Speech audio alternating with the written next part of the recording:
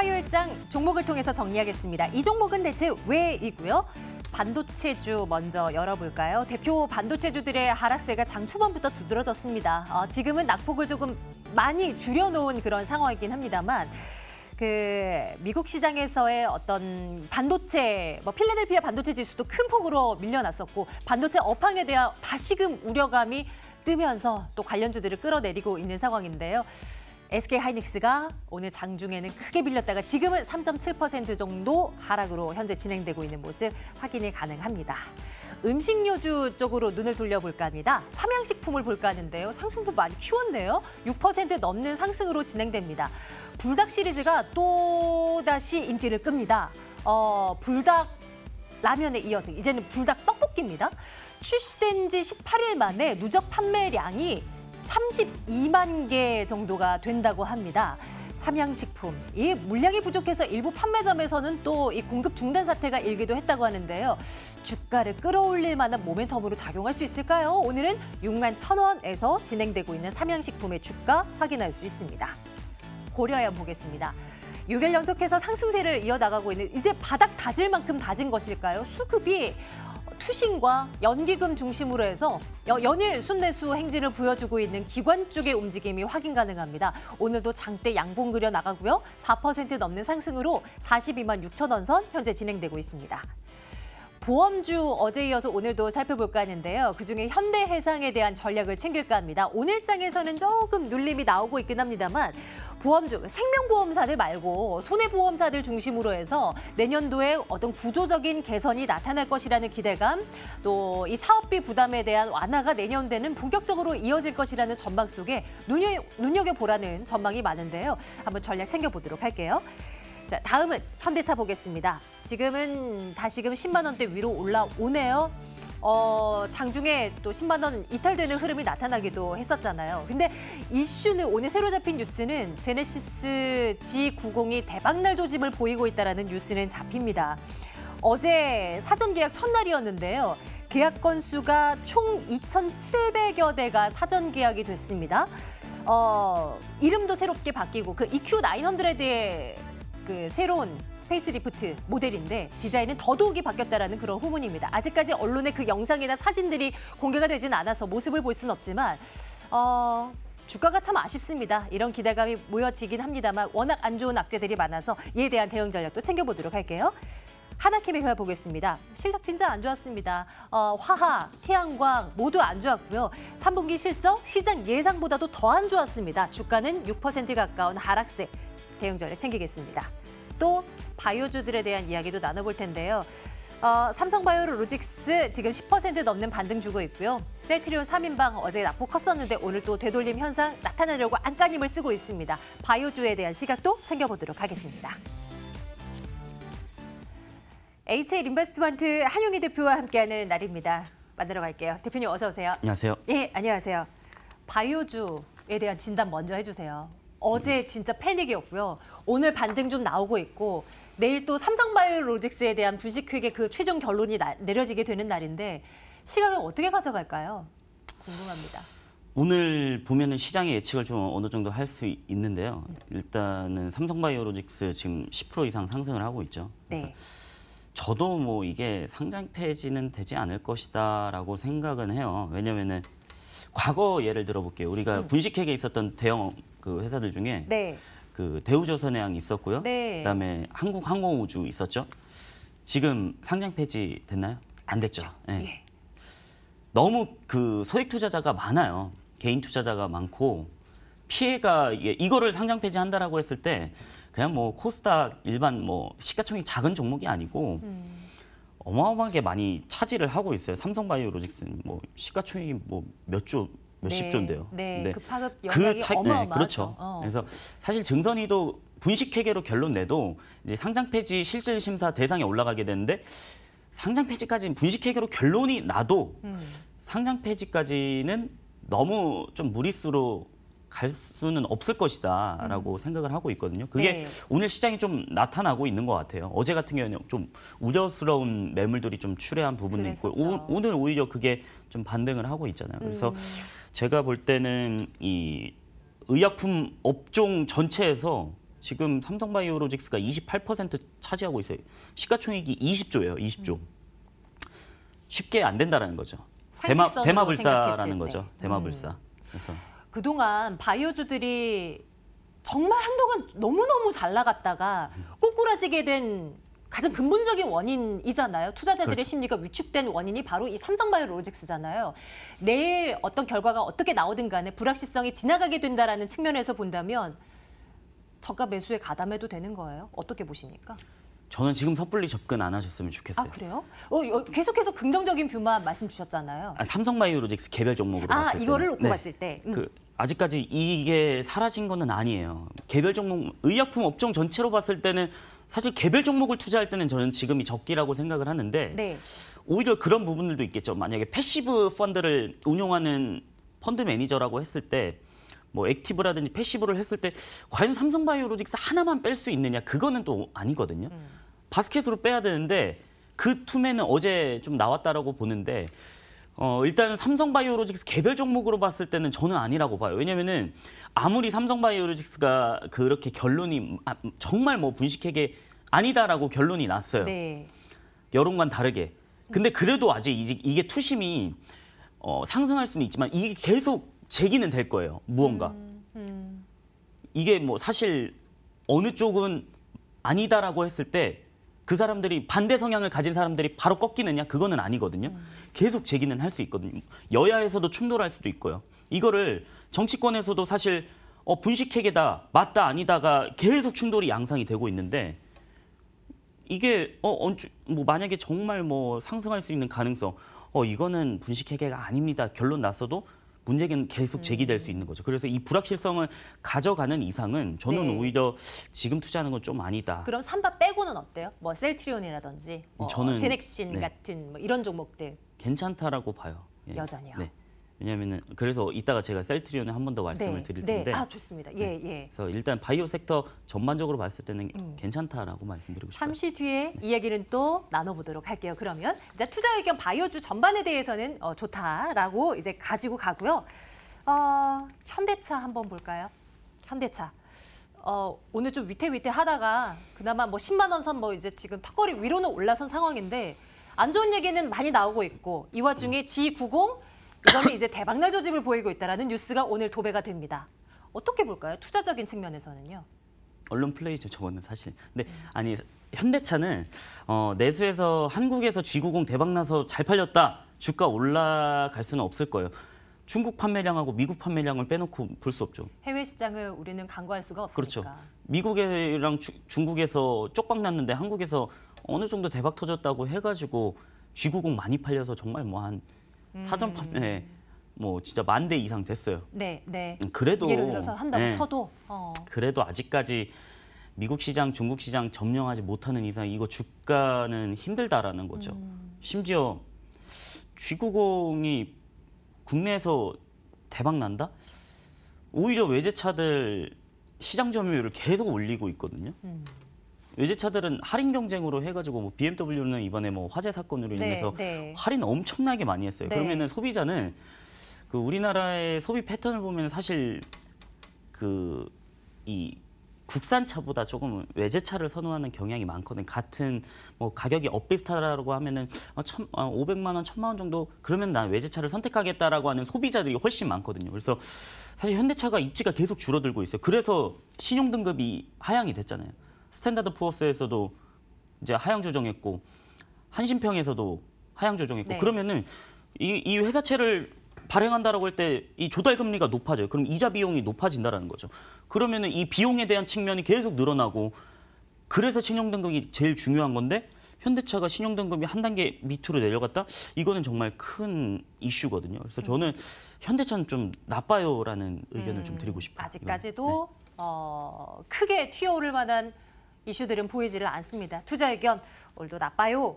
찍으면서 현대차 빨리 넘어갈게요. 이번에는 그 보험주 한번 볼까 합니다. 현대해상을 볼까 하는데요. 보험주들 대표님 최근에 좀 보라는 시각들을 좀 많이 듣게 되는 것 같아요. 그 이유가 뭔가요? 이게 그 생명보험하고 손해보험으로 나뉘잖아요. 네. 근데 이제 손해보험으로 좀 봐야 되는 시각이 뭐냐면은 그 09년도에 이제 5년 갱신 계약이 폐지되기 전에 이 절판한 이게 폐지되기 전에 이 보험 영업사원이라든지 GA 영업사원이라든지 네. 이 영업사원들이 엄청나게 팔아요, 이거를. 그러니까 이제 변경이 되니까 빨리 이거 가입하셔야 된다. 네네네네. 그래서 이 절판이라고 하는데 이게 상당히 많이 팔렸거든요. 09년도에. 그리고 13년도에 3년 갱신 계약이 또 폐지 직전에 절판이 엄청 많이 됐어요. 근데 09년도에 대한 갱신에 대한 부분들 그리고 13년도에 대한 개편 직전에 판매되었던 이 갱신 부분들이 19년 하반기부터 갱신이 돼. 그럼 뭐냐?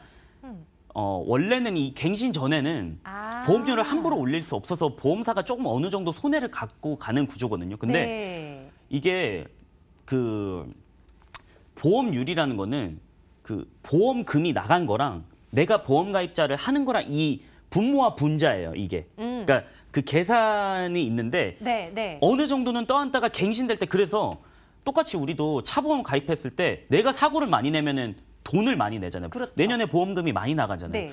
그래서 이 구조가 상당히 똑같다라고 보면 되는데 근데 이거는 실손보험 같은 경우는 일정 기간은 보험사가 손해를 지고 가다가 갱신됐을 때 그 보험료를 올리거든요. 그러면 그때 가서 손해율이 확 낮춰졌는데 보험사가 이제 내년에 갱신되는 계약들이 상당히 많아요. 손해보험사 같은 경우에는.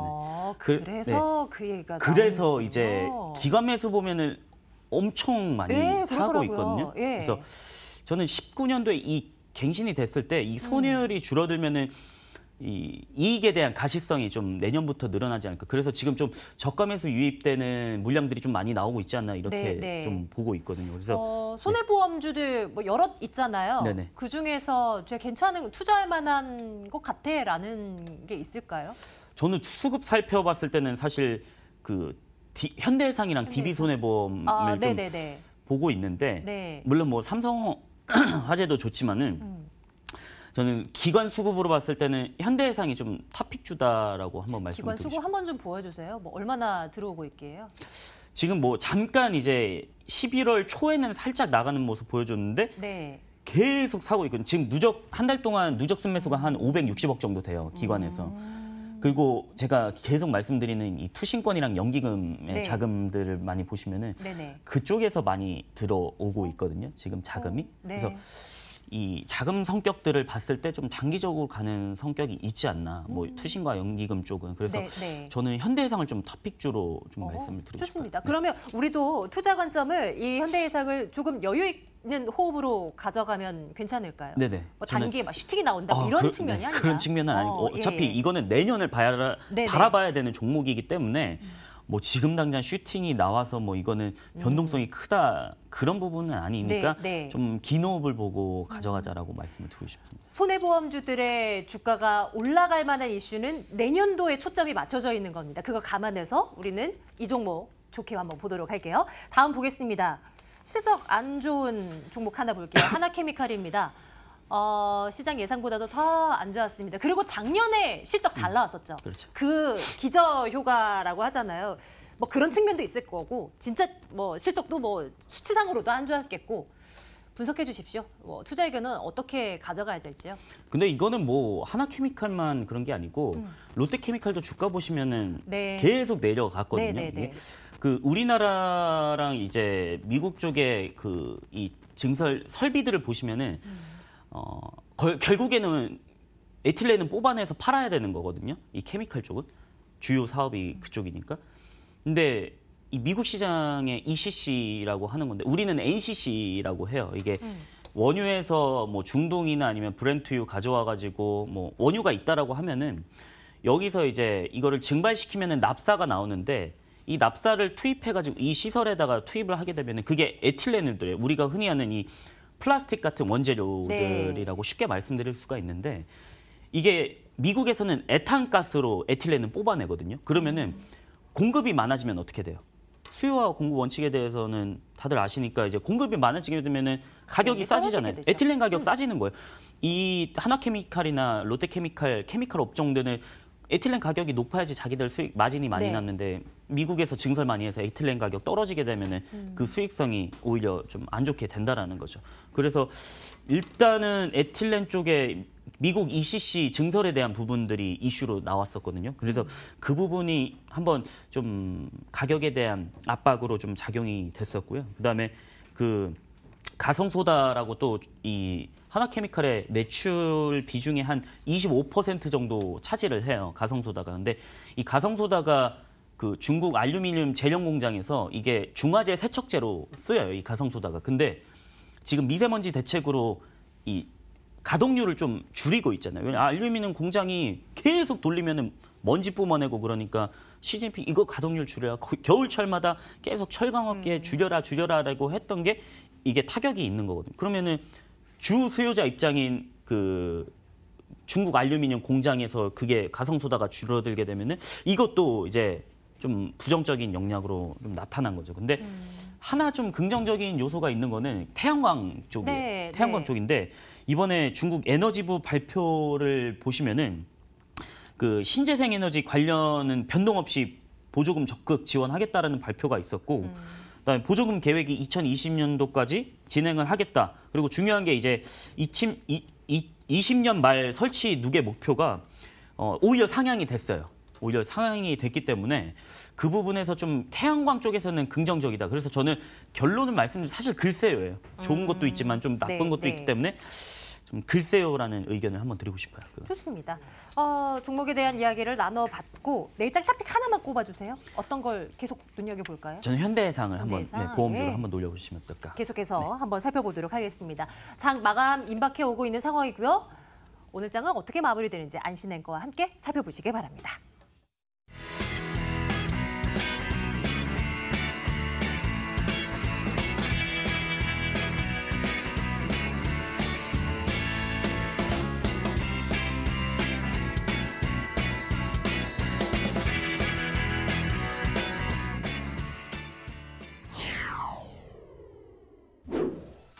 코스피는 장 초반 2030까지 밀리기도 했지만 어느 정도 회복에 나서는 상황입니다. 호가 분위기 살펴보도록 하겠습니다.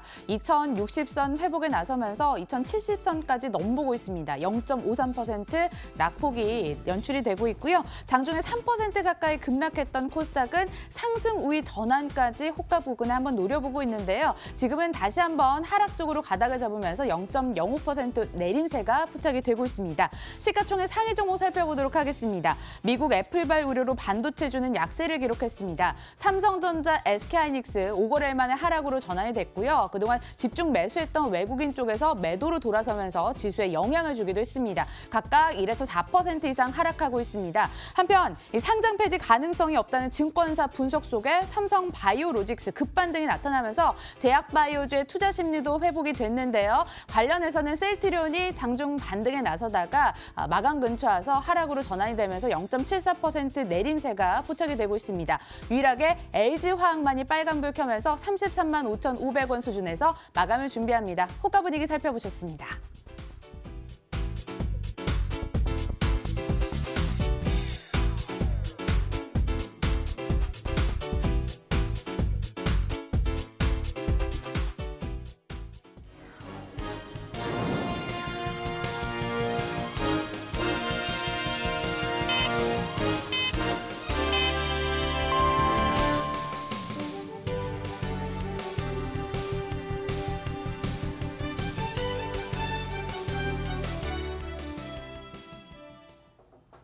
(11월 13일) 마감 상황 살펴보도록 하겠습니다. 미국 3대 주요 지수가 나란히 2%대 급락을 하면서 아시아 증시에 고스란히 영향을 줬었는데요. 국내 시장도 예외는 없었죠. 하지만 장중 우상향하면서 어느 정도 회복에 나서는 점이 특징이었습니다.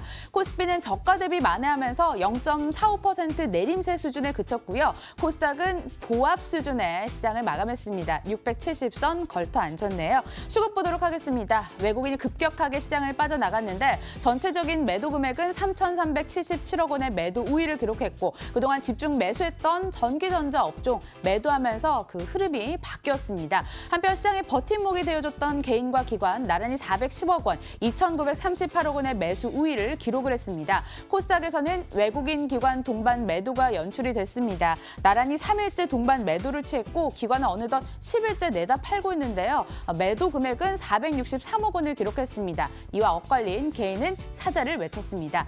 자, 종목별 흐름도 살펴보도록 하겠습니다. 남북 경협주들이 하락을 했는데요. 일부 관련주들은 상승을 하기도 했지만 북한에서 신고가 되지 않은 운영 중인 미사일 기지가 13곳에 달한다는 소식이 전해졌고 관련해서 종목들의 영향도 있었습니다. 애플 부품주는 하락세가 나타났는데요. 종목 보시면요. LG노텍이 5.48% 하락세, BH 7.3% 급락세가 연출이 됐고 애플이 판매량 둔화와 함께 주문량을 줄인 것으로 분석이 되면서 관련 종목들의 주가도 하락세가 나타났습니다. 마감 분위기도 함께 돌아보셨습니다.